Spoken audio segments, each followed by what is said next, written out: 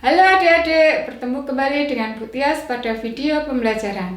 Kali ini kita akan membahas tentang pemanasan global. Apa itu pemanasan global? Pemanasan global dapat didefinisikan sebagai suhu bumi naik karena gas rumah kaca bertambah jumlahnya. Lalu, apa itu gas rumah kaca? Gas rumah kaca yaitu gas yang ada di atmosfer yang menyebabkan terjadinya efek rumah kaca. Lalu, apa itu efek rumah kaca? Sebelum kita membahas tentang efek rumah kaca, kita tahu dulu tentang penyebab dan jenis dari gas rumah kaca. Penyebab dan jenis dari gas rumah kaca yang pertama adalah pembakaran bahan bakar fosil. Pembakaran bahan bakar fosil ini dapat kita lihat pada pembakaran bensin, aftur, batu bara yang sering kita gunakan sebagai BBM di kendaraan kita. Contoh, kalau kalian naik motor, maka tentu akan mengeluarkan asap. Nah, asap itulah yang mengandung gas CO2 atau karbon dioksida. Semua kendaraan yang ada di bumi ini hampir 90% menggunakan bahan bakar fosil. Itulah sebabnya semakin banyak kita menggunakan sepeda motor, mobil, dan kendaraan lainnya akan semakin menambah jumlah gas rumah kaca. Yang kedua adalah pembakaran limbah organik, misalnya daun. Seringkali kita lihat untuk menyingkat sampah yang ada di rumah kita, daun-daun yang jatuh, batang yang jatuh, kita bakar. Nah, sebenarnya pembakaran daun itu akan menyebabkan gas metana. Gas metana adalah gas yang nomor 2 yang menyebabkan gas rumah kaca. Berikutnya adalah pembusukan kotoran hewan.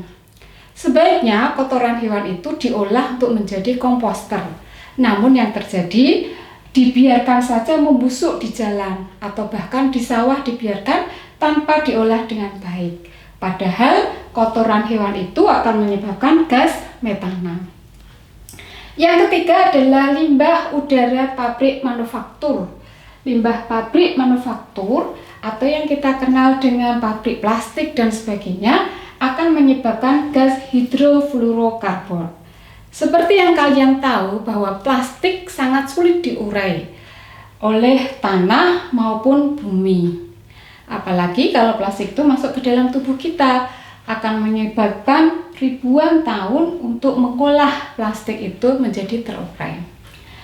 Nah, HFC ini atau hidrofluorokarbon akan menyebabkan gas rumah kaca. Urutan ketiga yang menyebabkan semakin banyak gas rumah kaca di bumi. Berikutnya adalah kebiasaan kita untuk menggunakan AC, kulkas, hair dryer, dan seterusnya akan menyebabkan gas klorofluorokarbon atau bahasa lainnya semakin singkat adalah gas CFC. Gas CFC ini akan menjadi urutan berikutnya yang menyebabkan gas rumah kaca. Selanjutnya kita pelajari tentang mekanisme efek rumah kaca. Ini adalah gambar matahari. Ya.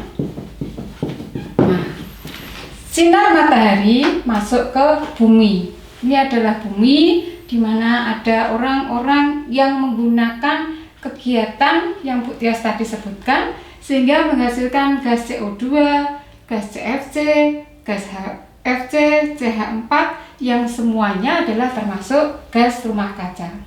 Sinar matahari yang masuk ke bumi sebagian diterima oleh bumi dan akan menghangatkan bumi. Sebagian yang sudah masuk ke bumi dipantulkan kembali ke luar atmosfer. Secara normal, harusnya sinar itu yang sebagian keluar dari atmosfer. Namun, karena ada gas rumah kaca, CO2, CFC, HFC yang membuat bumi ini menjadi tertutup dan terhalang atau yang sifatnya seperti kaca, maka sinar matahari akan memantul kembali ke bumi. Itulah yang menyebabkan kenapa suhu bumi ini semakin hari semakin panas, karena rumah kaca menghalangi sinar matahari yang seharusnya keluar dari bumi. Bagaimana? Jelas ya? Nah, selanjutnya kita pelajari tentang dampak pemanasan global. Kalau pada gambar di sini kalian sudah jelas bahwa semakin hari semakin panas karena efek rumah kaca. Sedangkan dampak yang disebabkan adanya pemanasan global secara real Bu Tias akan sebutkan dua. Yang pertama, karena suhunya yang naik, es di kutub akan mencair. Yang kedua, perubahan iklim tidak menentu. Kita urutkan dulu. Es di kutub mencair. Secara otomatis, kalau es di kutub mencair, maka volume air di permukaan bumi akan semakin meningkat. Apa dampaknya kalau semakin banyak air di permukaan bumi? Otomatis berpindahnya posisi suatu daerah. Ibaratnya kalau air di ember, kemudian di atasnya ada kapal-kapalan, ya, kalian bermain kapal-kapalan, maka semakin banyak kalian mengisi air di ember, otomatis kapal itu akan bergerak. Demikian juga dengan pulau-pulau yang ada di dunia. Karena airnya bertambah, maka Pulau Jawa bisa jadi bergerak, sehingga berpindah tempat dari yang seharusnya kita tempati sekarang. Lalu apa dampaknya kalau berpindah posisi pada suatu daerah? Maka akan terjadi perkelahian antar manusia akibat perebutan lahan. Orang yang di Jawa tiba-tiba berpindah di Papua. Orang Papua akan bergerak pindah di Sulawesi. Sehingga orang yang di Sulawesi merasa ini tanahku, sedangkan orang Papua juga merasa ini tanahku. Sedangkan orang Jawa akan merasa karena tidak merasa dia bergerak, dia memperebutkan bahwa yang diakuinya adalah tanahnya. Sehingga apa yang terjadi ketika perkelahian? Maka banyak makhluk hidup yang akan meninggal. Kemudian dampak yang kedua adalah perubahan iklim yang tidak menentu.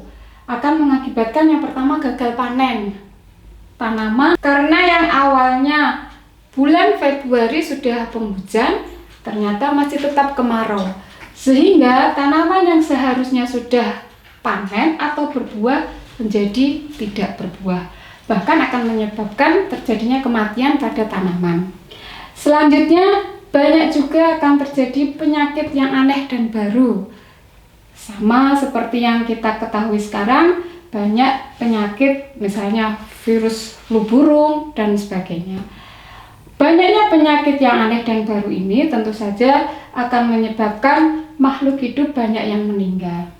Gagal panen, makanan berkurang, sehingga makhluk hidup meninggal. Jadi, dari rangkaian urutan yang Bu Tia sebutkan tadi, pada ujung dampak pemanasan global adalah punahnya makhluk hidup. Nah, adik-adik, setelah kita ketahui bagaimana dampak dari pemanasan global, perlu kita ketahui juga bagaimana mengurangi pemanasan global. Intinya, untuk mengurangi pemanasan global, kita harus kembali ke alam. Semuanya kita kembalikan seperti zaman dulu. Kurangi pemakaian AC. Jadi, perbanyak ventilasi rumah, kemudian pintu yang lebar. Tidak perlu apa-apa menggunakan AC, baik di mobil, di kantor, dan seterusnya. Berikutnya adalah mengurangi pemakaian plastik. Semuanya yang berbau plastik kita kurangi. Untuk melepas atau zero plastik tentu saja tidak mungkin. Yang perlu kita lakukan adalah mengurangi plastik. Selanjutnya adalah mengolah sampah organik secara benar. Kalau bisa kita kembalikan ke alam, artinya kita buat sebagai komposter, maka kita lakukan kegiatan itu. Dan yang terakhir adalah perbanyak tanaman di bumi. Sekecil apapun yang kalian lakukan untuk memperbanyak tanaman di bumi, satu tanaman akan mengambil semua CO2 sebanyak-banyaknya. Sehingga kalau perlu kalian menanam tanaman yang banyak, tanamlah 1000 tanaman, 2000 tanaman, akan lebih baik kita lakukan untuk menyelamatkan bumi di masa depan. Bagaimana adik-adik? Cukup jelaskan materi dari Bu Tias tentang pemanasan global? Semoga bermanfaat. Selamat belajar. Salam sukses selalu.